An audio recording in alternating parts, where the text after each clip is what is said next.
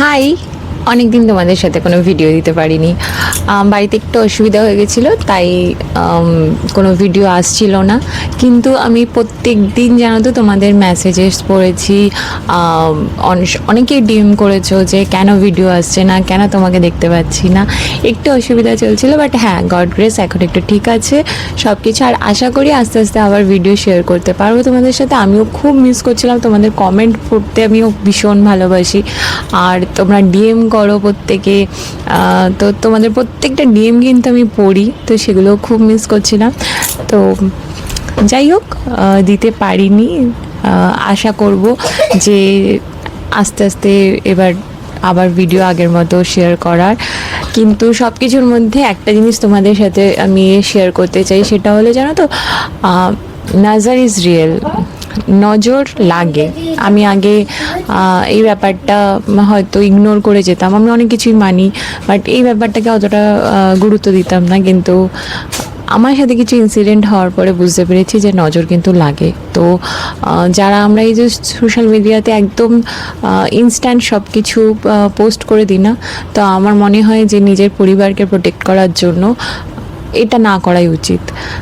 হ্যাঁ, যারা আমরা কন্টেন্ট ক্রিয়েট করি তারা অবশ্যই ভিডিও করব, বাট নিজের পরিবারকে প্রাইভেটই রাখা উচিত। আর আমি এবার থেকে ঠিক করেছি যে আমার প্রাইভেট লাইফ প্রাইভেটই থাকবে। আমি আর আমার প্রাইভেট লাইফ সেরকমভাবে কিছু শেয়ার করব না, কারণ আফটার অল ওদের সেফটির ব্যাপার।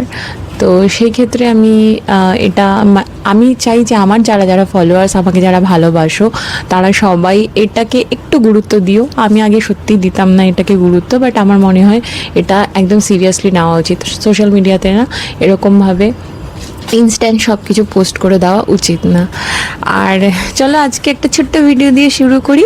আজকে আমি এই পার্সেলটা বহুদিন হয়েছে রিসিভ করেছি, কিন্তু ওই বাড়িতে ওই ইনসিডেন্টটার জন্য আর শেয়ার করতে পারিনি তোমাদের সাথে। তখন ডাক্তার রাসেলের না 99 রুপিসের সেল চলছে, তো সেখান থেকে আমি 3টে প্রোডাক্ট নিয়েছি। চলো তোমাদের সাথে সেটা আনপ্যাক করবো।